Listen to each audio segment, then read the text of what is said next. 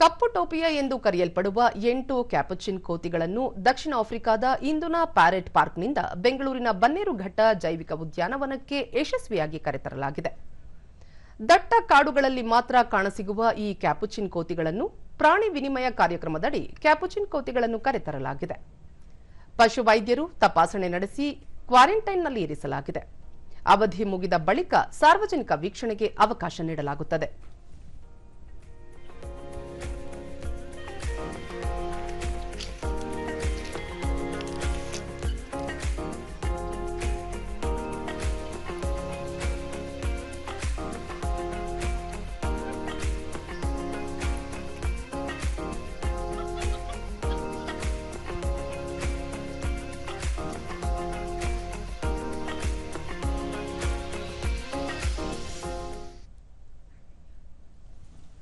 ದೂರದರ್ಶನದೊಂದಿಗೆ ಮೃಗಾಲಯ ಕಾರ್ಯನಿರ್ವಹಣಾಧಿಕಾರಿ ಸೂರ್ಯಸೇನ್, ಕೇಂದ್ರ ಮೃಗಾಲಯ ಪ್ರಾಧಿಕಾರದ ಪೂರ್ವಾನುಮೋದನೆ, ರಾಜ್ಯ ಮುಖ್ಯ ವನ್ಯಜೀವಿ ಪಾಲಕರು ಸೇರಿದಂತೆ ಹಲವು ಇಲಾಖೆಗಳ ನಿರಪೇಕ್ಷಣ ಪ್ರಮಾಣಪತ್ರ ಪಡೆದ ಬಳಿಕ 8 ಕ್ಯಾಪುಚಿನ್ ಕೋತಿಗಳನ್ನು ಕರೆತರಲಾಗಿದೆ ಎಂದು ಹೇಳಿದರು.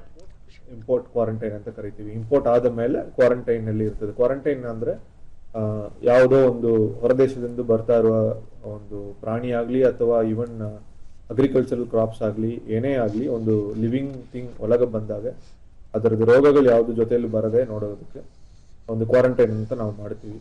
ಈಗ ಅದು ಏರ್ ಕ್ವಾರಂಟೈನ್ ಅಲ್ಲಿ ನಮ್ಮ ಹತ್ರನೇ ಇದೆ. ಸೊ ಕ್ವಾರಂಟೈನ್ ಆಫೀಸರ್ ಅದಕ್ಕೆ ಕೆಲವೊಂದು ಟೆಸ್ಟ್ಸ್ ಎಲ್ಲ ಮಾಡುತ್ತಾರೆ.